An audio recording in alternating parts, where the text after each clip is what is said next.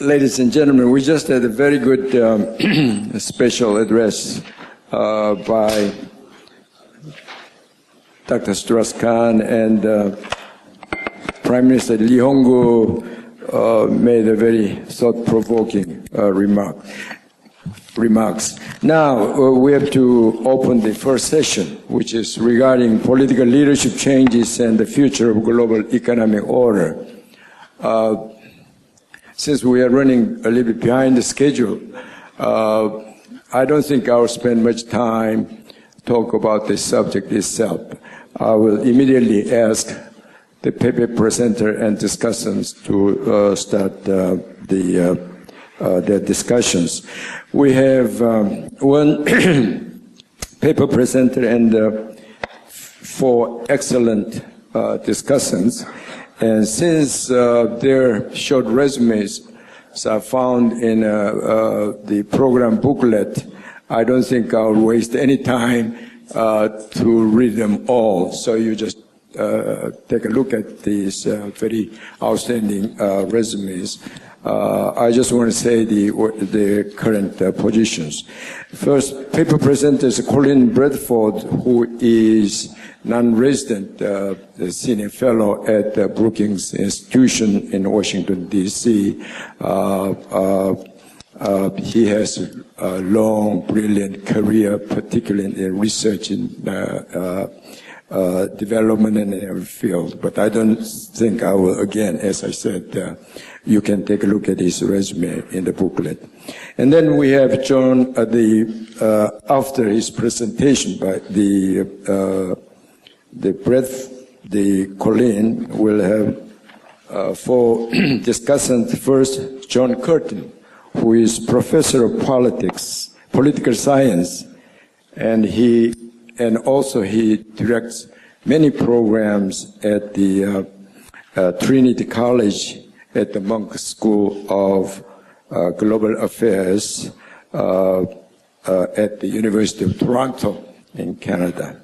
He is expert on the global governance, particularly economic governance, G7 and G20 and all of them. And then we have Thomas Hale, who is research fellow at the Oxford University. He is again one of the young leading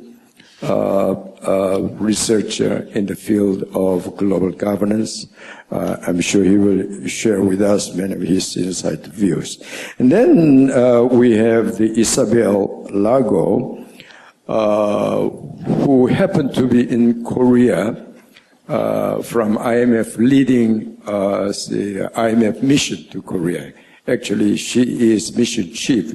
She is one of the leading economic analysts at the IMF, and she has done so much analytical work, as particularly he produced the 2013 spillover report.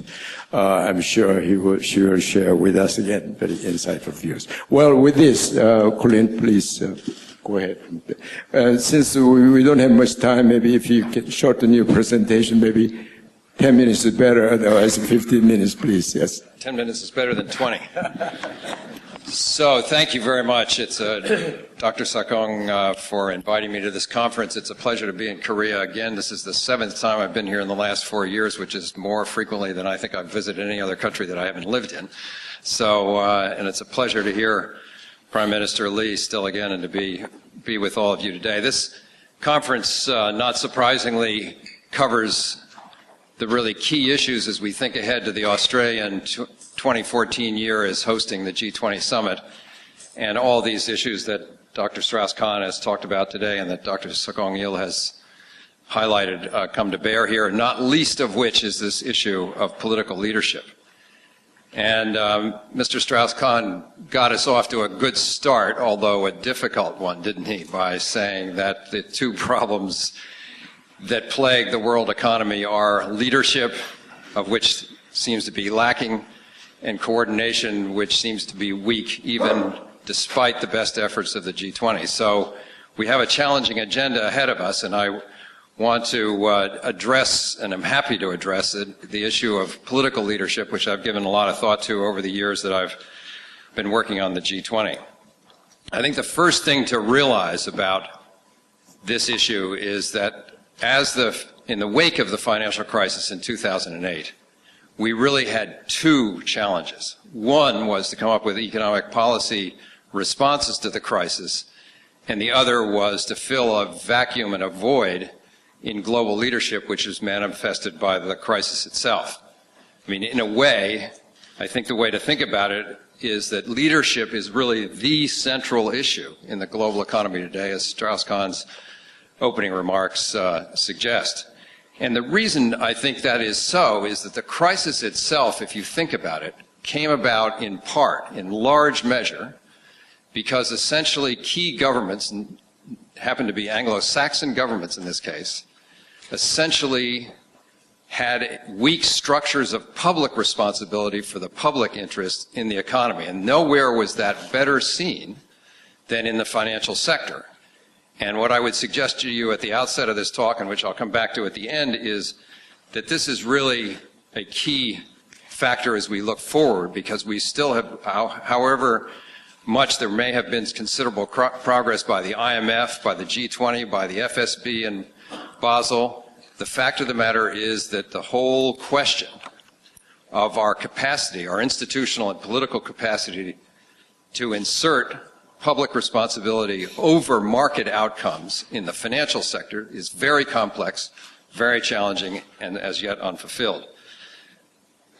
One of the things that illustrates this is the fact that I've come to understand in the last few years, the fact that before the crisis, most central banks in the world had price stability as their principal goal, and few had the objective of financial stability. So that's part of what I mean about the fact that there was no institutional way in which, or there were weak institutional ways in which the public interest could be exerted by public officials over market outcomes in a way to protect the public interest. So the crisis posed a challenge for economic policy, but it also raised the issue of who's minding the store. Is there anyone who's minding the store? So with the hope of the G20, something that many of us had pushed for some years, the G20 coming forward as an answer to how to achieve a coordinated response to the crisis, some of us, and I include myself in this, and this talk is in a way addressed at myself as well as to some of you in the room, there was a sort of maximalist idea of what could be achieved. And so what I did was, in trying to understand the doubts and the criticisms that have been voiced about the G20, is why do we seem to have a problem with the G20? And the question, I think, is, does the global response to the crisis, financial crisis, reveal a failure of leaders to lead? Or, on the other hand, does it reveal a new force field that's driving politics, which has penetrated this aspect of global, this effort and this aspect of global cooperation that came forward with the G20? So I did this thought experiment, which is in the paper, which is in your book, which you can look at, but I'll try to carry you through the main arguments here fairly quickly in the interest of time. I did this thought experiment where I imagined what would happen if we had a moment in time in which maximalist internationalist leaders were in power in at least a half a dozen G20 countries at the same time. And so who would those be? As you can see in the next slide is Kevin Rudd, who was the former finance minister, foreign minister, former prime minister of Australia, was superbly poised to be a maximalist international leader for Australia, and as Australia was taking over the G20. Well, as you know, he didn't win. So Fernando Henrique Cardoso in Brazil was well known as an international sociologist and scholar before, and was a huge internationalist long before he became finance minister and president of Brazil. Paul Martin, as many of you in Korea will know, because he's been here, I've been here with him, in fact, on several occasions, is Paul Martin's former finance minister, former prime minister of Canada, the father of the G20 with Larry Summers and Bill Clinton back in the Asia crisis period, and the father of one of the fathers of the idea of making the G20 into a summit-level grouping.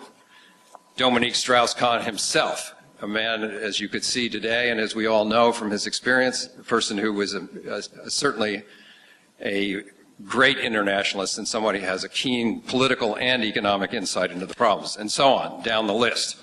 So the question is, what would have happened if these leaders had all been in power at the same time?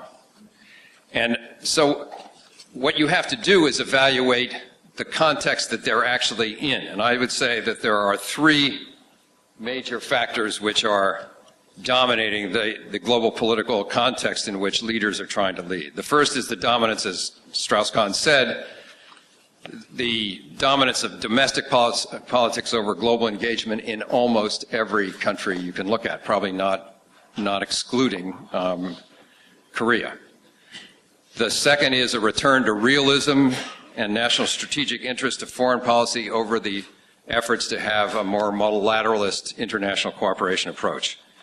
And the third is the fact that underlying the new global economy, underlying the G20 itself, is the essence of that cultural difference among the now key players in the world economy, and systemic diversity that results from that cultural diversity is as keystones for the future of the economic order.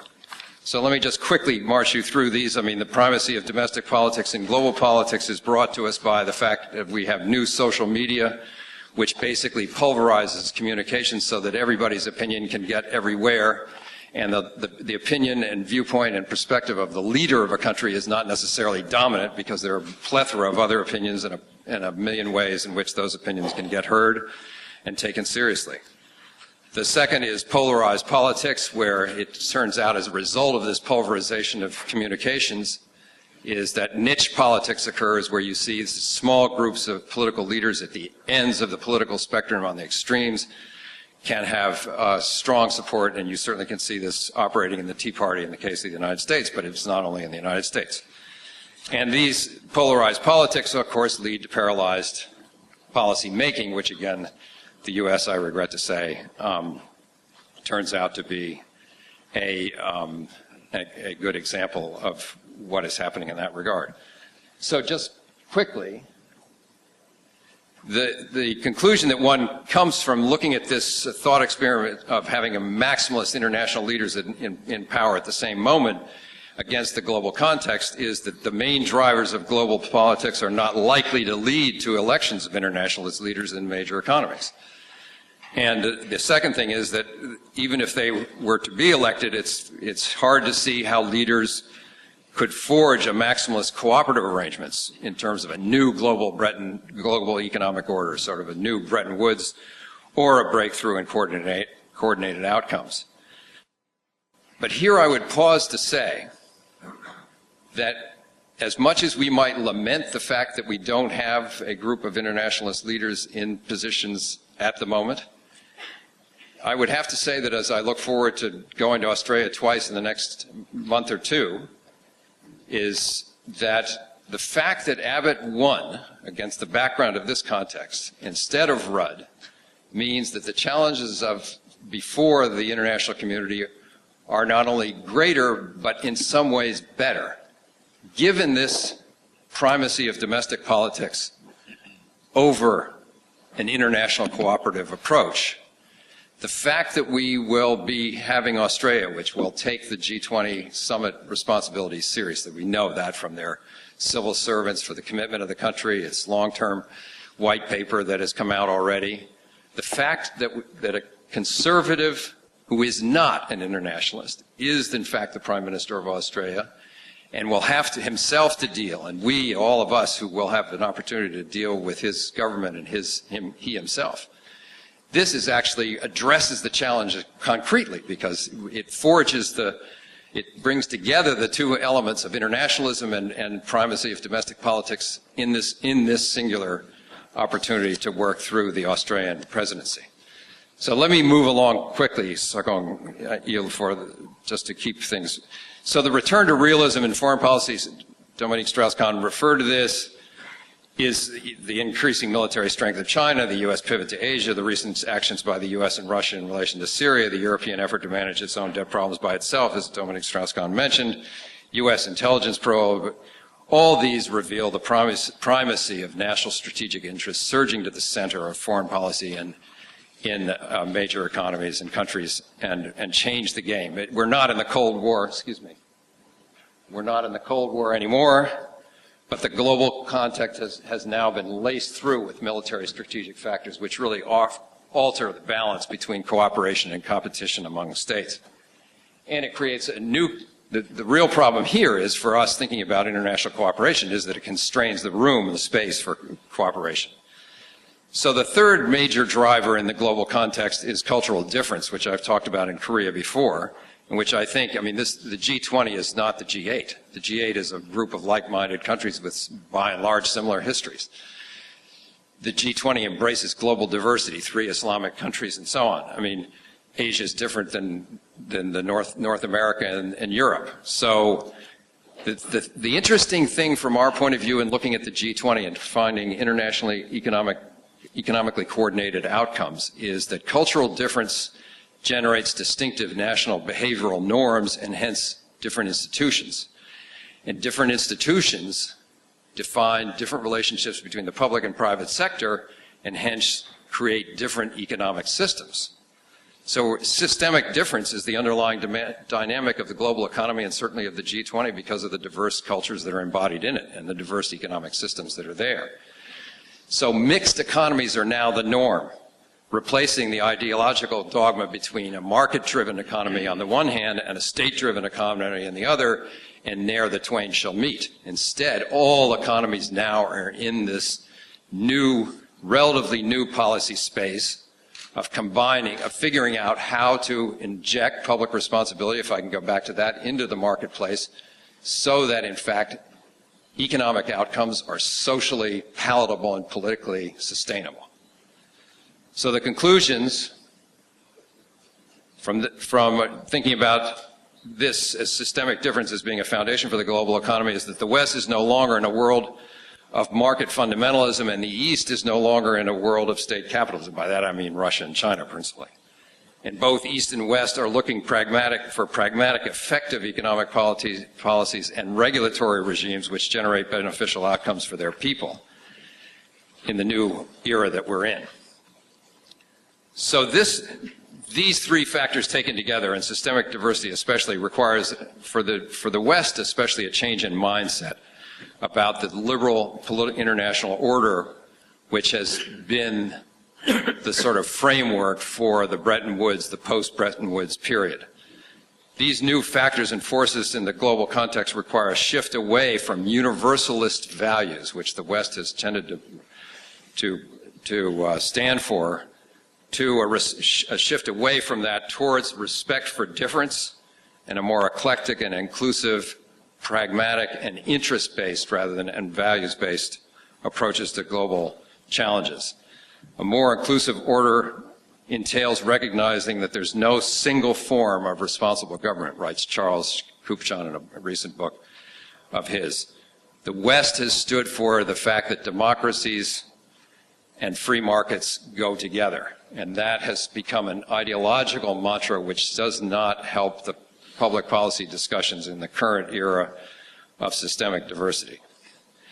So in closing, I want to just quickly go through a few points that Dominique Strauss-Kahn mentioned, that the paper makes the distinction between the G20 work stream and the G20 summits. G20 summitry occurs once a year among leaders.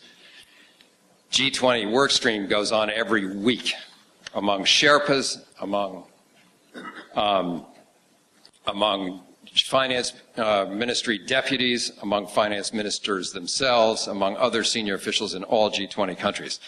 In a certain sense, the G20 work stream is systemic governance of the global economy that people are looking for from G20 summits, but the only question is that it's not at the leaders level, it's at below leaders level, but that's where it matters because it goes on week to week. It affects the decision making, the policy making, the programs that these governments undertake. So global engagement, global cooperation, common ground, joint work programs, confidence and trust are being built through the senior officials week to week in what I would call the G20 process, which underlays and is the foundation for and is urged along by the summits, but is not the same as it. So this shifts our mindset and our criteria for evaluating summits to realizing that the G20 process lowers the profile of the accomplishments of the G20, but in fact increases the consequence of them. I'm going to skip through this point about the trilemma. So that leads me to the following few conclusions about global leadership, the G20, and the global economic order, which is the basic theme of this conference. The global economy is better off with the G20 than it would be without it. I think that's indisputably true. The work stream of the G20 process has intrinsic and practical value for global economic outcomes. The hitch is that G20 leaders, as Dominique Strauss-Kahn said also, we tend to see eye to eye on this, though we just met for the first time this morning, is G20 leaders need to own the G20 summits as theirs and need to differentiate the G20 summits as leadership forums addressing strategic issues, and by that I don't mean military strategic, I mean strategic economic and social and political issues. And so they need, it seems to me that what leaders have done is allowed the communique process and the Ministry of Finance process of the G20 to absolutely overwhelm their own agenda as leaders. And that has meant that they have failed to communicate themselves with their public, therefore they haven't been clear in their leadership, and therefore the sense that there's a vacuum continuing in global leadership is still there. So to me, that's the absolutely primordial challenge before the Australian summit, is to figure out ways in which they can change the dynamic between the leaders and their people and to prioritize deliverables, professionalize the communications. I thought Dominique Strauss-Kahn's comments on this about the press conferences, the Germans, the U.S., and the British are all in separate rooms having separate press conferences, and each of them has different messages. There isn't a single message coming out, so the G20 summits don't reassure markets and reassure the public that they've done anything, because they come out with different views about what they've actually done. So there's a need to professionalize the communications so that G20 summits connect with their leaders and their publics, between their leaders and their publics, and provide clear messages. I'm going to stop there. Thank you very much. Well,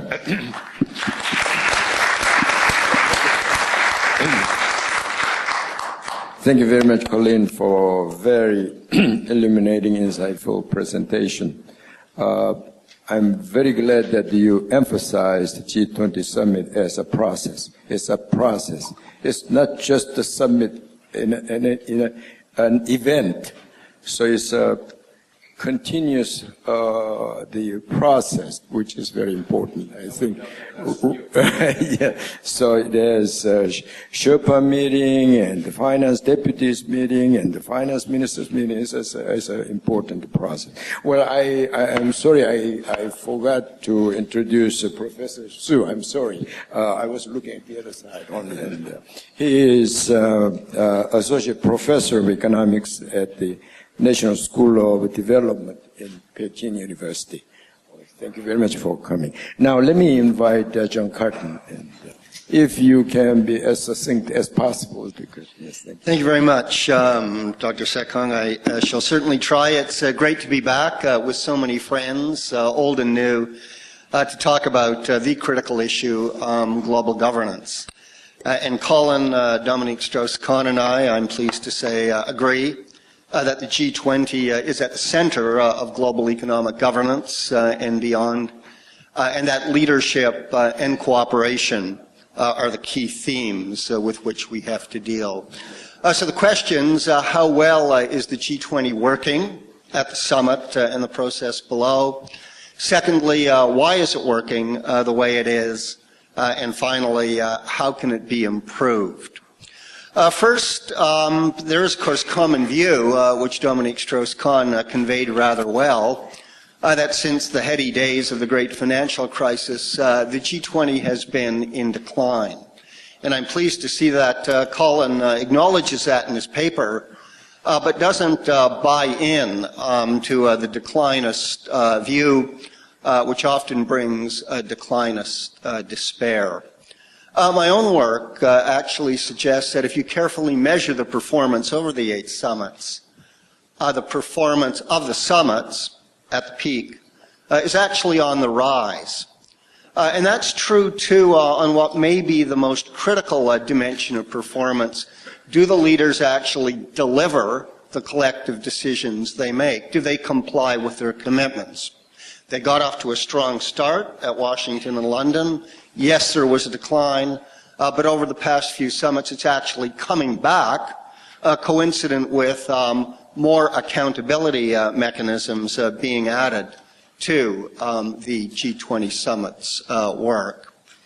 And I think the great transition from the G20 being a crisis response committee to a crisis prevention committee and a global steering committee actually took place here at the Seoul Summit in November 2010. And let's just tick off the big standout achievements. Finally, the deal on shifting the voting shares at the IMF.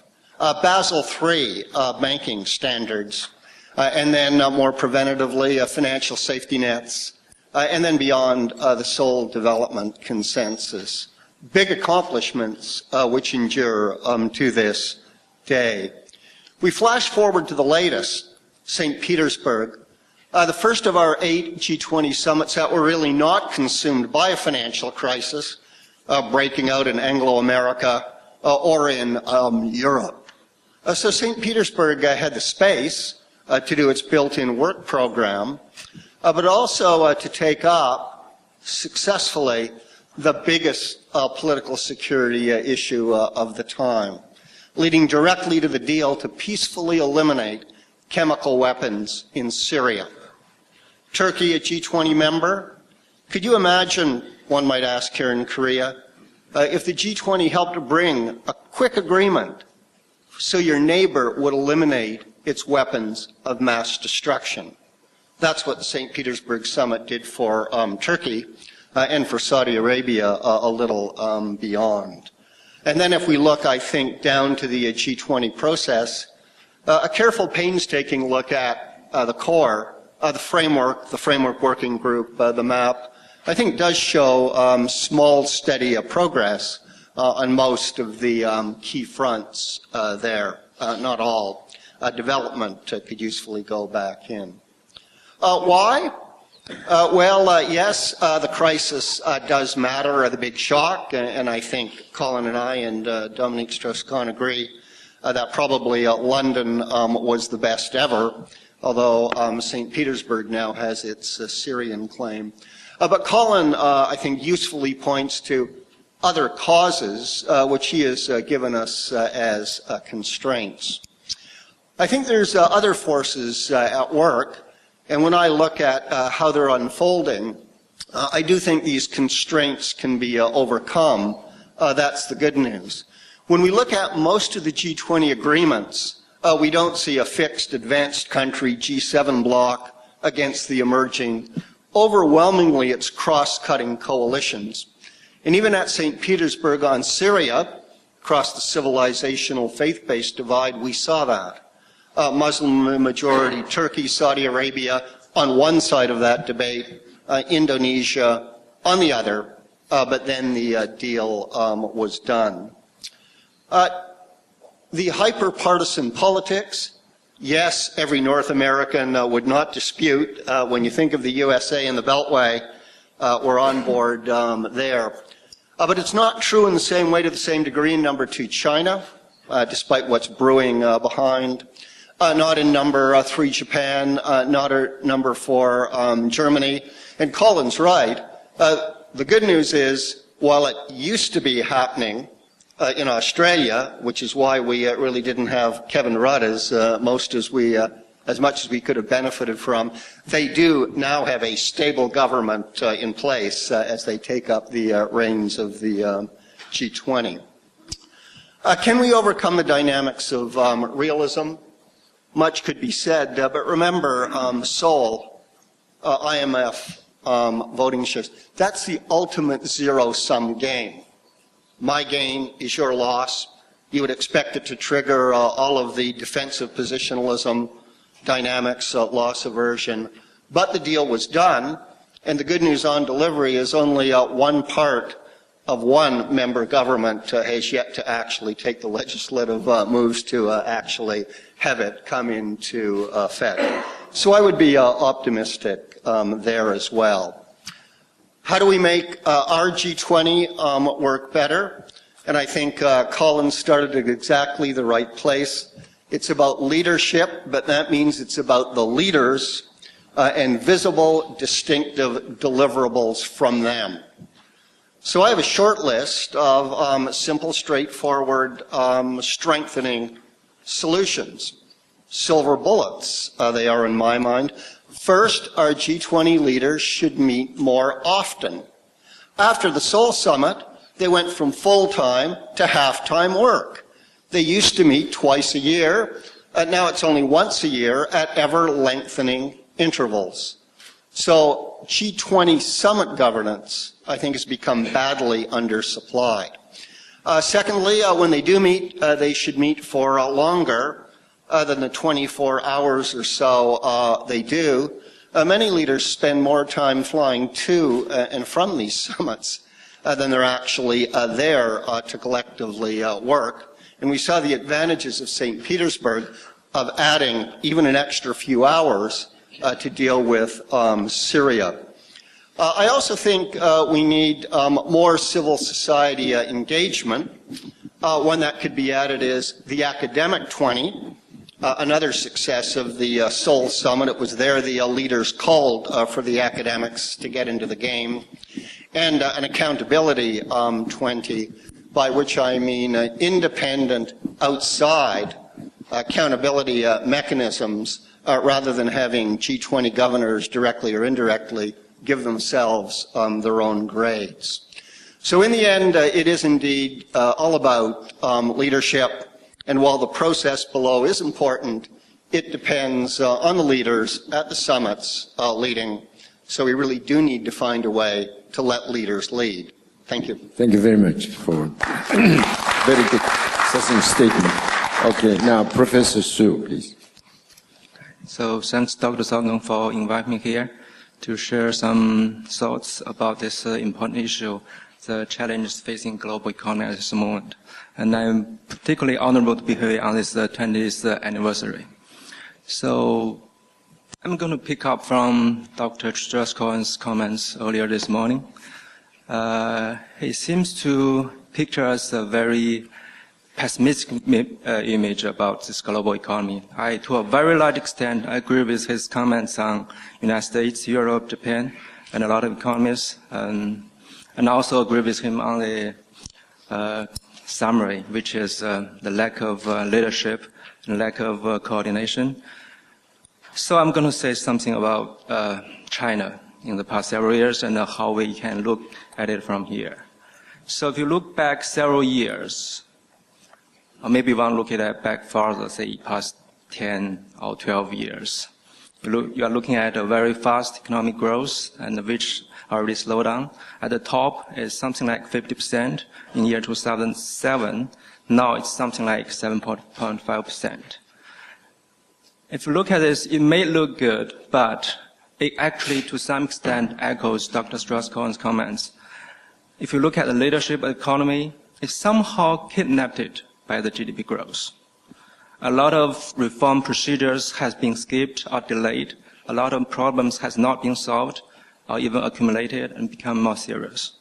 So from year 2011, people are beginning to waiting for what's going to happen for the next group of leadership. So from then, people began to wait for this 18th Congress of CPC, which is held last year, earlier. And after that, the new leadership has not been very clear about what's going to be done, and people have been waiting for this third plenary meeting, which is going to happen in 9 days. And it has been said that not much concrete policy measures is going to be made clear in this meeting. It's going to have some rough directions, principles, but not concrete measures. So we have to keep waiting for the next meeting, which is the closest one should be the Central Committee meeting, Economic and Finance Affairs, which is going to be early next year. So, if you look at this economy, this leadership, the change of leadership, at the first thought, you may feel that we cannot be optimistic. We should be pessimistic. But I'm going to say something slightly different here. So, I'm going to share two observations about this economy and the change of the economy in the recent past. First, we're going to depend to some extent on the new leadership to steering the direction of the future economy. So it may help to look at their thinking, their mindsets, and what they have done. So I have read some of their earlier writings and try to understand what kind of thoughts they have. And that kind of reading give me some reason to be optimistic. For example, our new leader, Chairman Xi, has written something about the marketization of rural China economy. He discussed something like the further development of the economy should be to merge the rural segment of the economy into the urban segment and build a uniform market, including land market, labor market, and the whole social welfare system. And also, as a leader, he knows that it's going to be very difficult to do that. We have to do step by step. And also, I read old writing by Premier Li Keqiang. He says something like, the overall economy could be divided into three segmentations. The first, of course, is the urban economy. The second, it's a rural agriculture part. And the third is actually the rural manufacturing part. He discussed the shortcomings of such a low-efficient system. It's something like a middle step toward a more complete market system. And in the future, we should merge or meld all the three segments into one segment. So, as an economic student, when I read those writings very carefully, I kind of feel that they have this market-oriented mindset. They study this thing very carefully. But of course, if you are in the leadership position, you know it's very difficult to implement the policies. It's probably more difficult to find where to start. And that's probably the reason that the new leadership group has been very slow or patient in doing studies, doing field trips, and seeking all kind of proposals from all kind of people during the past 1 year. If you live in China or familiar with the China's discussion, you know that a lot of discussions or proposals has been proposed. A lot of people have said China should do this or do that. And I think 2 weeks ago, Wall Street Journal wrote several papers about this proposals by one group of think tank-like people. And also, if you live in China, there are more types of that proposals in domestic China or in Hong Kong or even in Taiwan. So, one thing I observed is that all kind of proposals are being floating around. Nothing is forbidden. The discussion is open. So it gives me the impression that the new leadership is actually very open-minded. They're trying to see a kind of advice.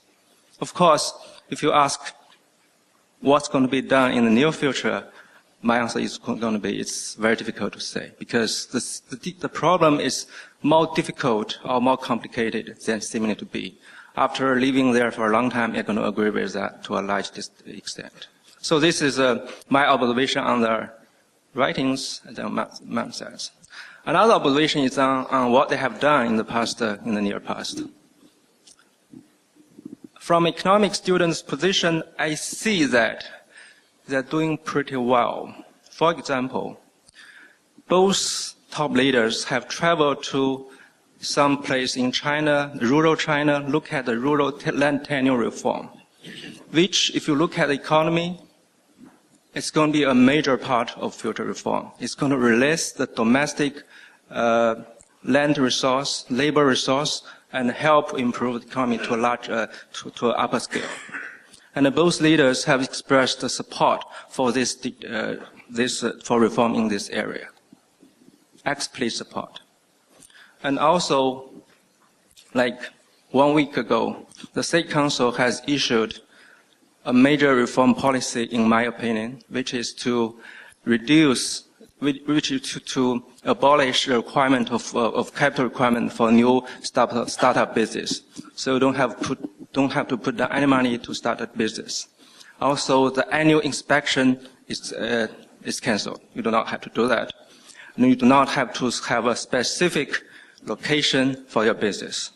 And that's all required earlier.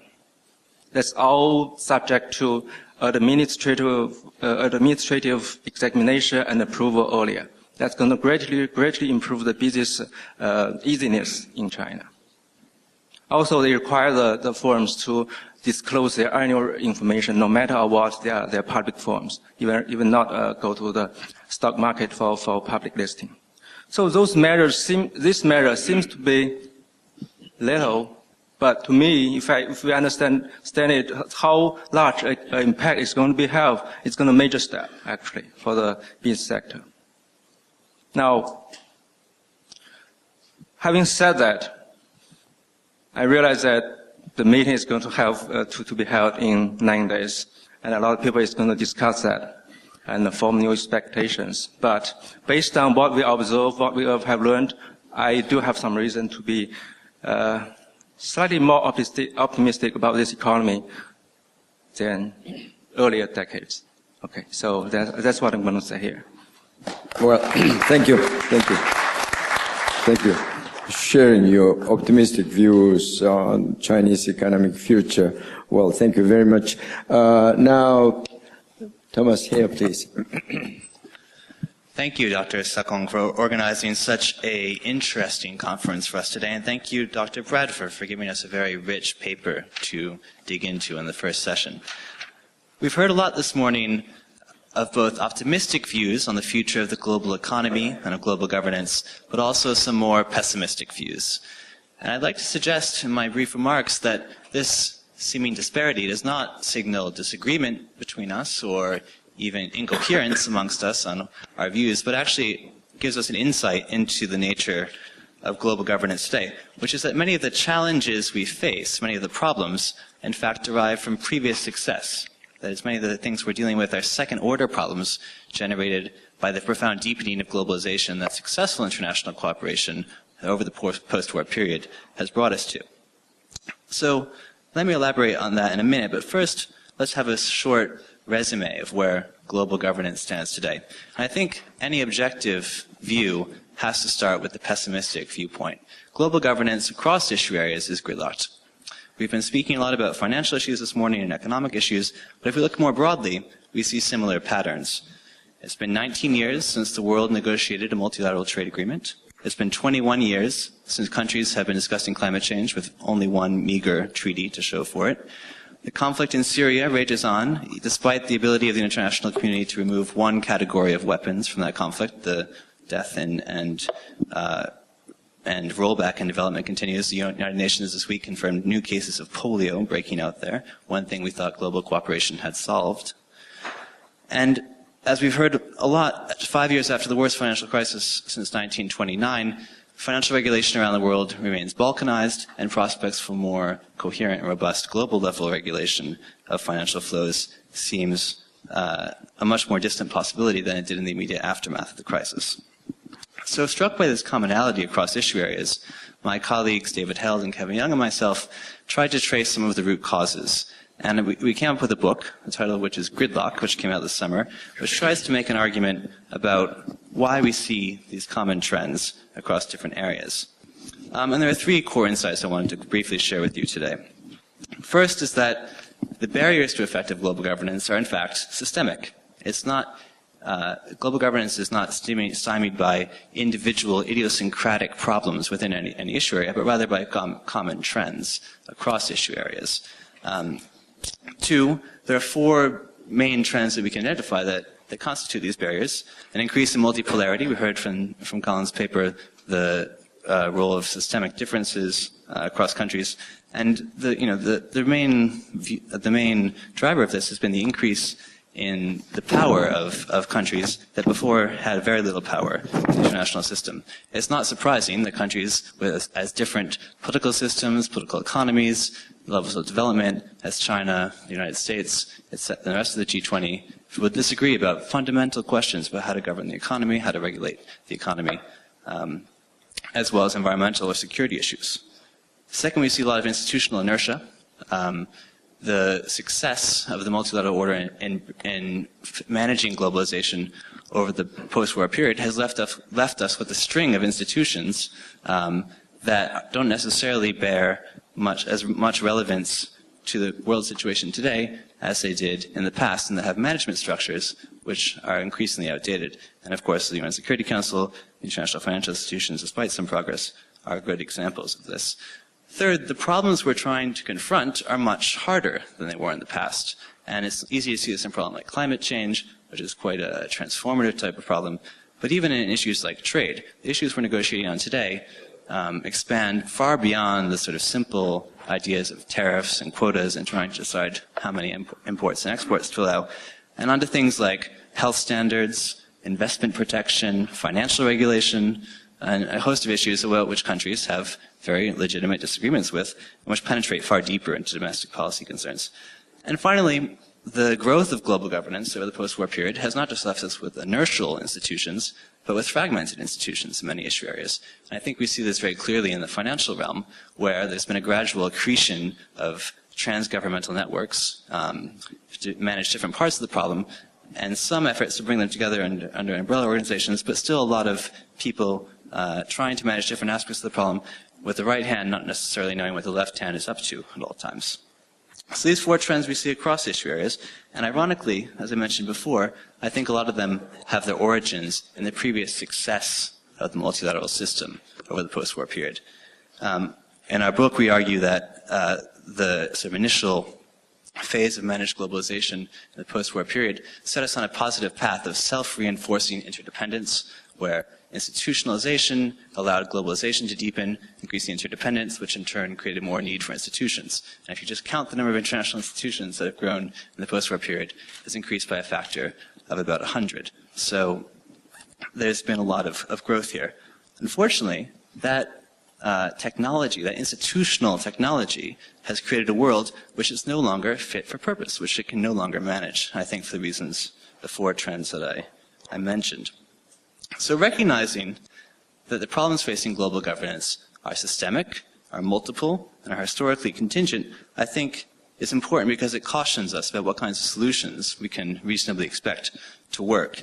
And here I think I'm slightly more on the pessimistic side. I think these structural constraints in global governance will make leadership and cooperation, the two words we've heard a lot this morning, increasingly difficult. And I appreciate John's silver bullet solutions, but I think that silver bullets will be increasingly marginal. There's probably not going to be one single set of institutional designs or reforms that will get beyond these long-term deep trends. I think there are, however, a number of signs of hope. Even though multilateral institutions are stalling, we see increasing reliance on plurilateral clubs in the trade realm or in the environmental realm. They may offer some hope for solving parts of the problem. We also see increasing role in areas like the environment for non-state actors and sub-state actors. Just this week, the West Coast United States, California, Oregon, Washington, and British Columbia and Canada signed an agreement to coordinate their climate change policies. And in fact, in the United States, about half of U.S. emissions are covered by state or city commitments on emissions, which stands in stark contrast to the United States' national policies here, or lack of policies. So there's some hope on these fronts. However, I think as of yet, they have yet to add up to more than a partial solution. And unfortunately, for problems as important as financial regulation, trade, or climate change, or security issues, we need full solutions eventually. The theme of this morning's session is whether domestic politics and changes in domestic politics might offer some hope for breaking through gridlock. And here, I don't want to repeat the assessments given by Dr. Strauss-Kahn and Dr. Bradford this morning, but I would just agree that domestic politics dominate, and that unfortunately, domestic politics and the major economies are unlikely to promote, to allow countries to take a strong leadership position on these issues in the near future. And let me just say that in the United States, political polarization is likely to remain, in my view, into the foreseeable future until the demographic trends that are underlying the Tea Party's political support evolve. I think in China, it's telling that the Chinese government sees international economic institutions as a way to reinforce its own domestic reform agenda. That is, it wants more support from the international community for the domestic reforms that are so important. But that also suggests that it's not likely to be a source of innovation on the international front. So I think even if we had the dream team that Colin's very useful thought experiment suggested, that would be a necessary condition for global governance to move ahead, but not a sufficient condition, unfortunately. So what's the path ahead? I think that there's a real need for non-crisis-driven institutional innovation. And that's a very hard request to make because, as we all know, institutions change when they have to change and not before. But I think Colin's paper outlines a somewhat different, and I think more useful strategy, which is an incremental strategy. I think incrementalism is an underappreciated form of institutional change, institutional reform. And we don't appreciate it because we don't see it. It's hard to see on a day-to-day basis. It doesn't make headlines. But actually, this is how some of our strongest international institutions have developed.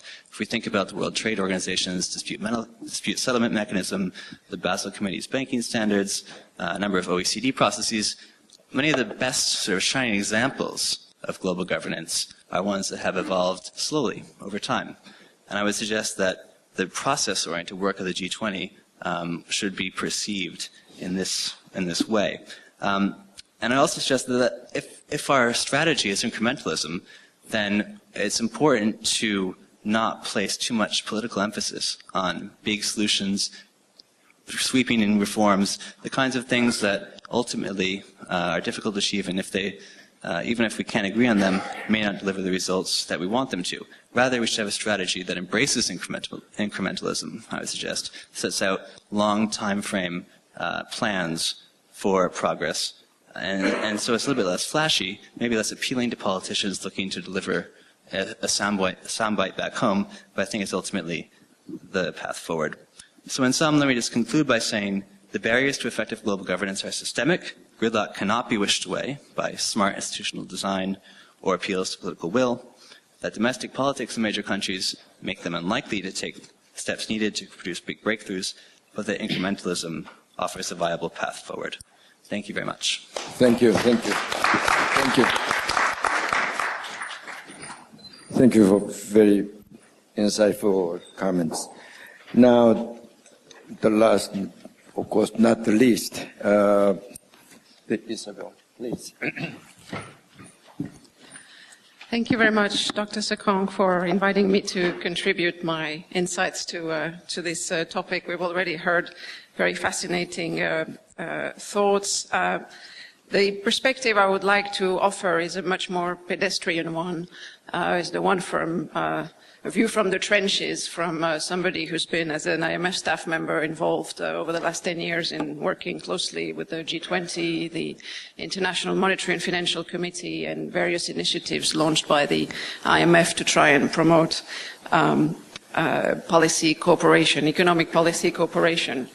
And let me say at the outset, I fully agree with the bottom line of Dr. Bradford's analysis that the extent of global cooperation that is taking place at the moment through the G20 and other fora is probably underappreciated, and most definitely that it's better to have the G20 than to not have it for all its failings.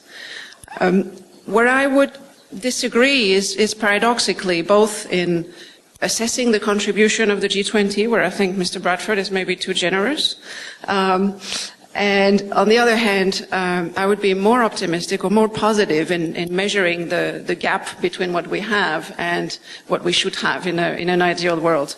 So where I see the excess credit, perhaps, is when Mr. Bradford says a world without G20 leaves the global economy without a guidance mechanism. To me, the G20 is many things, but a global guidance mechanism, it is not. It is a forum that produces communiques that are 30-page long with 100 pages of annexes, talks about hodgepodge of issues. It is at best, most of the time, a conversation. But I think it's a lovely way of actually describing what is happening, it's a conversation that is very important, that tries to reconcile different perspectives that are all legitimate among the main actors of the global economy. But that is hard, and so it's only in rare events, in rare cases, when there's a critical moment, like at the time of the 2008 crisis, that this conversation can crystallize into a vision or a commitment to act. But really, we've only seen this once. That was at the London summit. And we're not even sure whether it happened because of the G20 or because of the people that were there at that time. So let's not give too much credit yet. But I think where I disagree the most is in discussing the failings of the G20.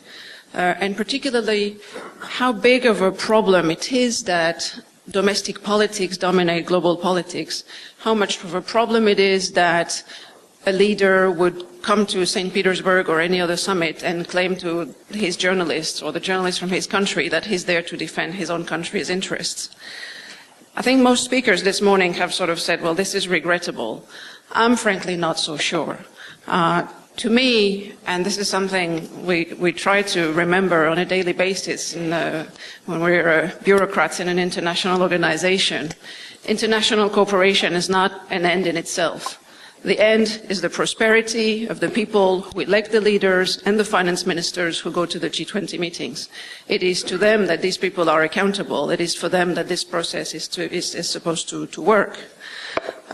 And so what that means is that leaders and finance ministers will or should pursue global cooperation only if it leads to better outcomes excuse me, for their own population. And that's completely fine. That still leaves plenty of grounds for policy cooperation. In fact, because the world is getting more and more interconnected in the economic and financial area, but also because there are more and more global problems, my own sense is this provides much more fertile ground for global cooperation than at any point in the past. And sometimes when I hear some of the previous speakers, I'm left wondering what kind of golden age they're comparing the current era with.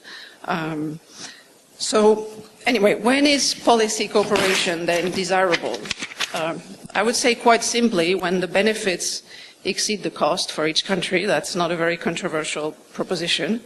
But let me put two extreme cases. At one level, one should not expect any country to undertake steps that are detrimental to its own interests, even if others would be better off. This is just simply not a reasonable proposition. There may be temporal trade-off. You may want to ask one country to do one thing that will make them worse off in the near term, but better off in the longer term. But acting against their own interest is simply not something that is going to happen. And in fact, even the articles of agreement of the IMF, which were established in maybe at the high water mark of global cooperation, fully recognize that. At the other extreme, there's cases where the costs of cooperating are essentially zero.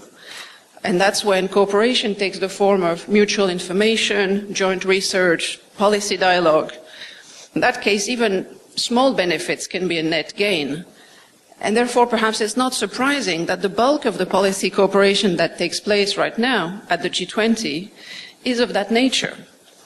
It is a conversation, as I said at the beginning, and what's interesting is that the revealed preference of the leaders, the top policymakers, is that they actually care about that a great deal because they go to all these, they attend all these summits, they stay, they spend the time to travel to the other end of the world, and they keep showing up. So this means that matters to them.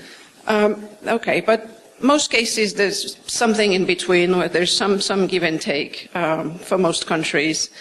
Obviously, small countries have less to lose, so they tend to favor collaboration more than large countries.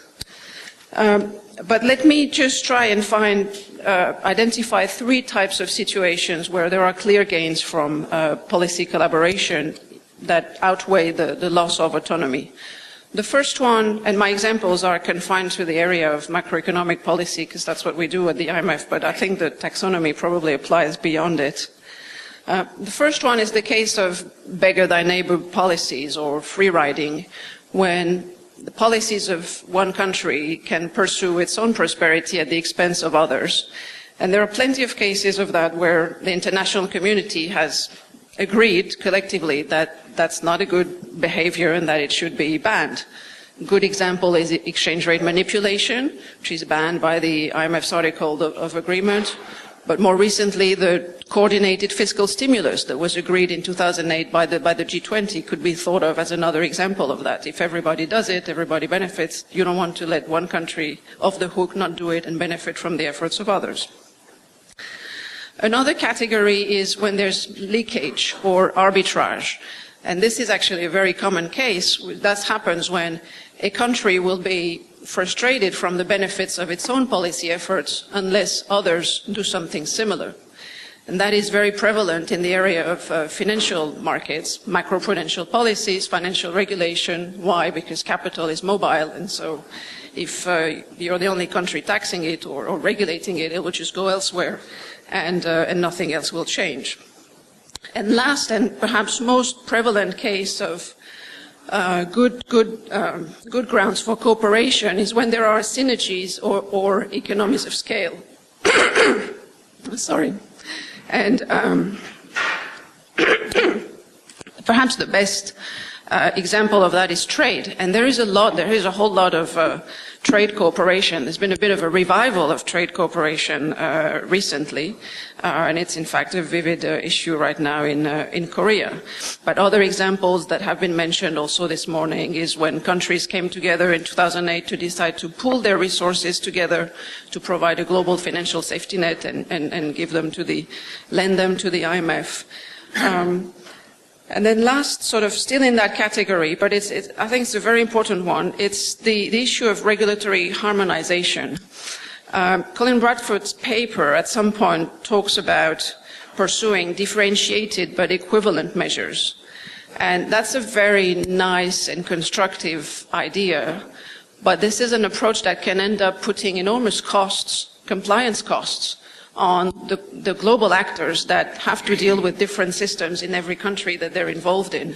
And so here the challenge is really to find measures that, while differentiated, thank you very much, do not impose unreasonable burdens on global citizens or global economic agents. So I'm quite optimistic on this basis that there are lots of ground for policy cooperation, but I would want to warn that even in an ideal world with cooperation operating on all these fronts, unwanted spillovers will never be completely eliminated. Some are just unavoidable. If you think of a large economy facing contractionary conditions, either the rest of the world will have to deal with the consequences of the contraction, or it will have to deal with the consequences of the policy support deployed to fight with that. And to some extent, one can think of the path chosen by the US and the euro area in the aftermath of their own recent crisis as an example of each of these situations.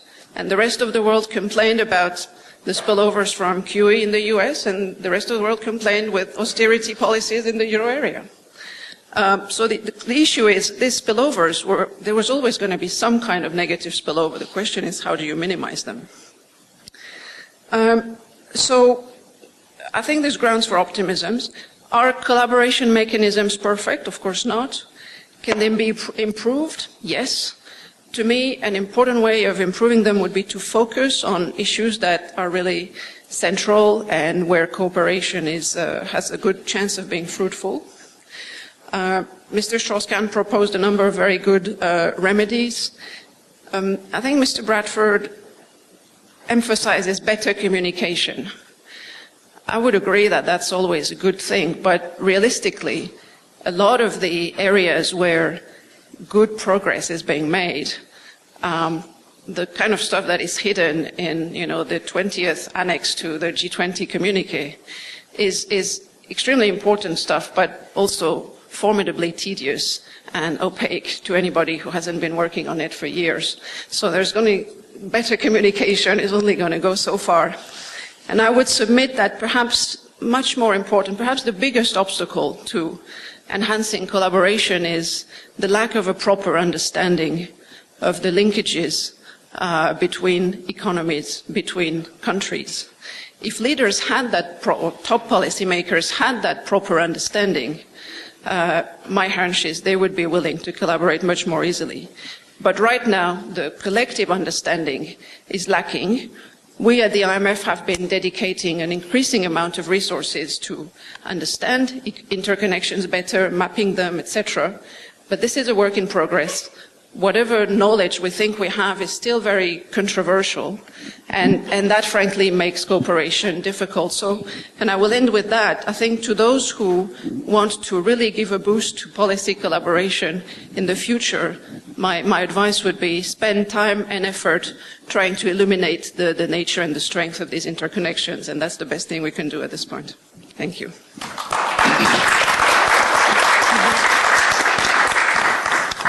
Thank you very much. Thank you very much, Salom, for very penetrating the comments. We were scheduled to end 30 minutes ago, and a little bit late, but I suppose we can skip coffee break, and I will ask our minister to come a little bit late so that we can have lunch begin a little bit later. But we have to end in 1 minute. And Colin, you have to at least have some time to respond to some more comments as quick as possible, and then before we end. Thank you very much. Well, I think that you've got a rich array of comments here from all of the discussants, and I won't even begin to address all of them. I think, Isabel, that yours, in a way, are the most interesting in terms of not only their critical comment, but their perspective. And I think the difference, as I was thinking about it, because I don't actually disagree with you on much of what you said, is, even though you seem to disagree with me, is I think the difference is that the thing I've been trying to probe, and that this session was really about, is the politics of economic policymaking. And I do think that I would stick to my guns, that there has been a problem of failure of leadership and perception of failure of leadership, and that part of that problem is the way the leaders have been conducting themselves at the summits, or not conducting themselves at the summit, and part of the problem is communications. But I agree with you entirely that cooperation, you're probably in a room of enthusiasts, or at least on a panel of enthusiasts, probably including yourself, for international cooperation, and that it's not the end. The end is, in fact, the outcomes, the public outcomes. And I think that's the part which is missing in this dynamic of G20 summitry so far, is that the leaders come to the summits for a variety of reasons, part of which is to do bilateral conversations with each other, and that they have not focused enough attention on the meaning of what this process, this G20 process, which includes, importantly and crucially, the IMF, is what it is really about. What is the meaning of it? And the meaning of it is to improve economic outcomes in the marketplace and in society and in politics, to make them politically sustainable. So it's that part that we're trying to focus on. I think all the actual substantive points you made are well taken. We might quibble here and there about the word, but I take them on board as serious comments. So thank you very much. It was a splendid session, and appreciate the opportunity to be here. Well, thank you very much. We have to end this session. We can go on, but we have to end.